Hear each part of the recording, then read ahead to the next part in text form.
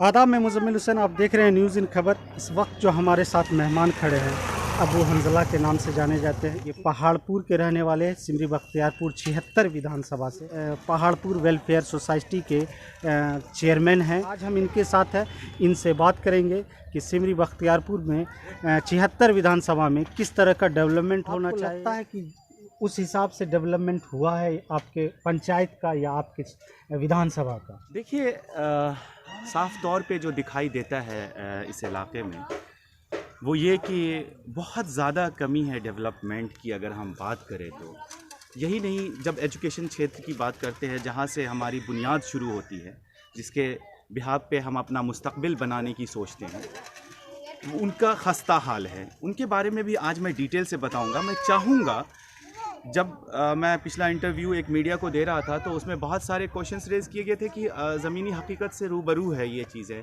तो आज मैं चाहूँगा कि आप मेरे साथ चलें और चलकर देखें कि ज़मीनी हकीकत क्या है यहाँ पे। ये लगभग 15,000 की आबादी वाला पंचायत 76 विधानसभा सिमरी बख्तियारपुर में पड़ता है। ये पहाड़पुर गांव है। इस पार्टिकुलर गांव की बात करें तो हम लगभग 4,000 यहाँ की आबादी है। लेकिन सबसे बड़ी बात है कि यहाँ पे एक बहुत बड़ा इमर्जिंग मार्केट, जो एक अच्छा स्कोप दिखता है आसपास के बिजनेसमैन का, उसके लिए बहुत ही डेवलप्ड और इमर्ज्ड मार्केट है। तो हम आपको वहाँ से भी रूबरू कराएंगे कि इतना इमर्जिंग मार्केट होने के बावजूद भी उसके डेवलपमेंट को लेकर के क्या किया गया है। चलिए हम शुरुआत करते हैं आज यहीं से, और आगे बातें हमारी चलती रहेंगी। जगह जगह हम आपको ले जाएंगे और दिखाएंगे। पहले यहाँ का सूरत हाल देख लीजिए। अगर आप देखना चाहे तो अपने कैमरे की नज़र से दिखाए कि कैसे कूड़ा पड़ा हुआ है, पानी किस तरह से जमा है बगल में, और कोई हमारा रहबर नहीं है इन सब चीज़ों को देखने के लिए। पीछे अगर आप देखें तो कितनी झुग्गी झोपड़ियाँ हैं, वो देखें। और यहाँ पे रोड की क्या हालत है खस्ता, वो देख सकते हैं कि बीच में गाड़ियाँ अटक जाती हैं इसी सड़क पे। जो हालत है इस सड़क की, और ये सड़क देख लीजिए, ये मुख्य सड़क से आकर के NH 107 से अंदर की तरफ बस्ती की तरफ आता है, जिसमें अच्छी खासी आबादी रहती है यहाँ पर। हम आगे चलेंगे और आगे भी दिखाएंगे सूरत हाल। यहाँ तो आपने देख लिया कि जगह जगह वहाँ पे बहुत सारा कूड़ा जमा है, और यहाँ पे भी पॉलीथीन, मतलब इन सब चीज़ों की कोई व्यवस्था नहीं है कि किस तरह से इसे डंप किया जाए, कहाँ किस ठिकाने पे ले जाया जाए। इन झुग्गी झोपड़ियों की सूरत हाल तब भी वही थी, आज भी वही है। तो मैं इतने सालों से बाहर रहा हूँ, लगभग 15 साल में बाहर रहा हूँ, और वहाँ से तब से मैं ऑब्जर्वेशन जब भी आता हूँ तो अपने इलाके में जब देखता हूँ तो मैं बहुत खुश नहीं होता हूँ देख करके, जबकि हर जगह का कायाकल्प हो रहा है। लेकिन एक हमारा इलाका है जहाँ पे हम देख रहे हैं कि बहुत ही स्लो प्रोग्रेस हो रहा है, और इतना स्लो कि कभी कभी नेग्लिजिबल हम मान लेते हैं इसको। तो आइए चलते हैं, आज हम आप लोगों को दिखाते हैं, ज़मीनी हकीकत से रूबरू कराते हैं। आपने यहाँ पे देख लिया, आगे भी चलकर हम लोग देखते हैं। तो मैं आज हंजला साहब के साथ पहाड़पुर के समस्याओं को देखने के लिए निकला हूँ, और देखता हूँ कि वो मुझे कहाँ कहाँ ले जाएंगे जहाँ वाकई में पहाड़पुर वंचित है डेवलपमेंट के लिए। तो हमारा आगे का सफ़र अब अबू हंजला के साथ शिक्षा पे बात होगी कि पहाड़पुर यानी चकबहारू पंचायत में शिक्षा की क्या स्थिति है। उसके अलावा सिमरी बख्तियारपुर में चुनावी माहौल में शिक्षा कहाँ माने रखते हैं, ये बताइए कि शिक्षा को लेकर के आपकी क्या स्थिति है? देखिए, सबसे बुरा हाल और खस्ता हाल हम पढ़े लिखों का ही है, क्योंकि जब हम यहाँ पे इलाके में आते हैं तो एजुकेशन की बहुत ज़्यादा कमी पाते हैं। उसके पीछे का रीज़न ये है कि जो यहाँ पे लोकल नेता रहे हैं या जितने भी लीडर्स हैं, किसी ने शिक्षा की तरफ ध्यान नहीं दिया। जो हमारी बुनियादी ज़रूरत है उसे पूरा नहीं किया। जिस तरह से रोटी कपड़ा और मकान ज़रूरी है, उसी तरह से हमारे लिए शिक्षा का होना भी ज़रूरी है। बिना तालीम के ये चीज़ें तो बिल्कुल एक जानवर की जैसी ज़िंदगी बितानी जैसी हो गई, और खाना और सोना।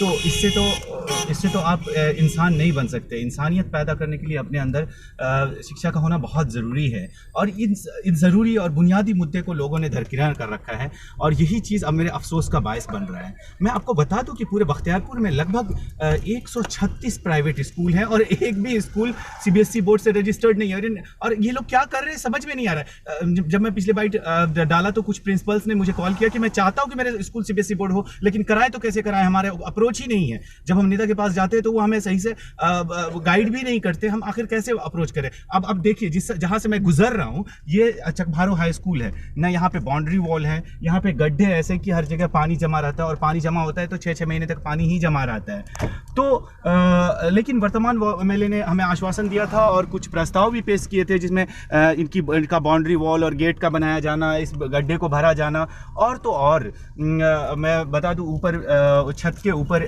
कुछ बनाने की रूम्स बनाने की बात हुई थी, जो जाहिर सी बात है अब पता नहीं किस अधम में लटकेगा, कब हो पाएगा, हो भी पाएगा या नहीं हो पाएगा, ये कहना बहुत ही मुश्किल है।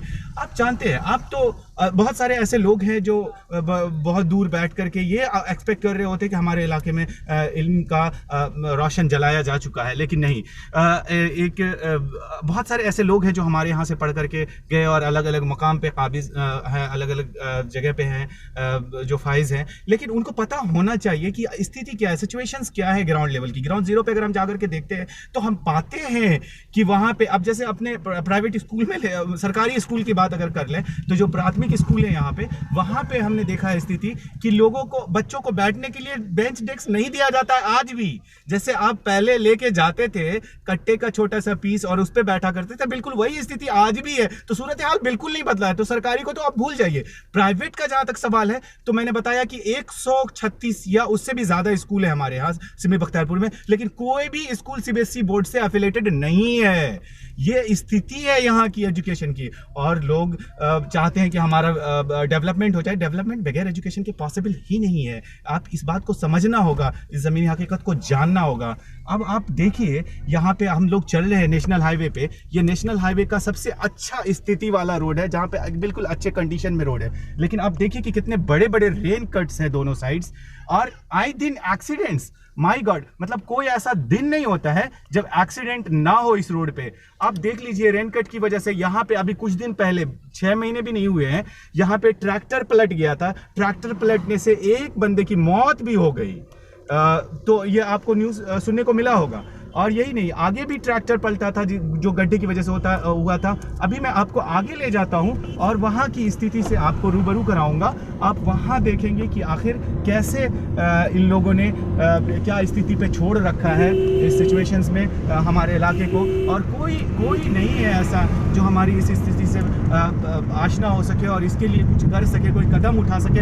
हम लोग बहुत ज़्यादा अपने आप को इंसिक्योर फील करते हैं जब देखते हैं कि हमारे नेता क्या कर रहे हैं हमारे लिए। तो हम सारी उम्मीदें हमारी धरी की धरी रह जाती है, जबकि हर नए इलेक्शंस में हम नई उम्मीद, नई आशाओं के साथ जाते हैं वोट करने के लिए, लेकिन हर कोई हमें धोखा ही देता है। कोई हमें ऐसा स्थिति में नहीं डालता जहाँ पे हम यहाँ पे जो आप गुजर रहे हैं, यहाँ पे एक ट्रैक्टर पलटी हुआ था जिसकी जान जाते जाते बची एक बंदे की। और अब जो मैं आपको सड़क की स्थिति दिखा रहा हूँ, ये नेशनल हाईवे है।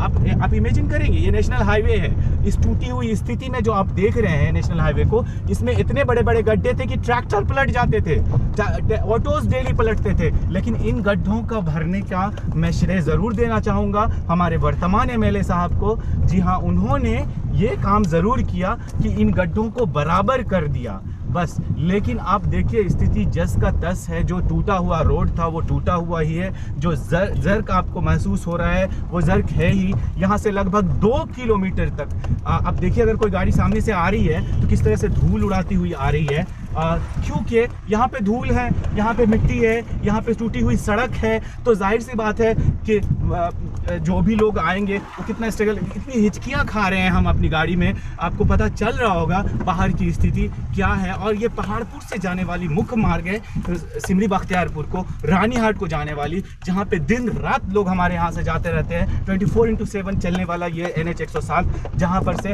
हमारा बहुत ही ज़्यादा लेन देन होता है। यानी किसी भी चीज़ को, इवन एजुकेशन तक के लिए, इवन कोई भी डेली नीड्स के सामान के लिए भी लोग वहाँ तक जाते हैं। लेकिन दोनों साइड सड़क के रेन कट और बीच सड़क में गड्ढे ही गड्ढे। लेकिन इतने बड़े अब गड्ढे नहीं हैं कि हमारी गाड़ी पलट जाए। पर इस जर्क से आपको पता चल रहा होगा कि कितने जर्क्स हैं इनमें। यानी अब जो है सड़कों में गड्ढा है, पहले गड्ढे में सड़क था। स्थिति बस यही बदली है और कुछ नहीं हो पाया है।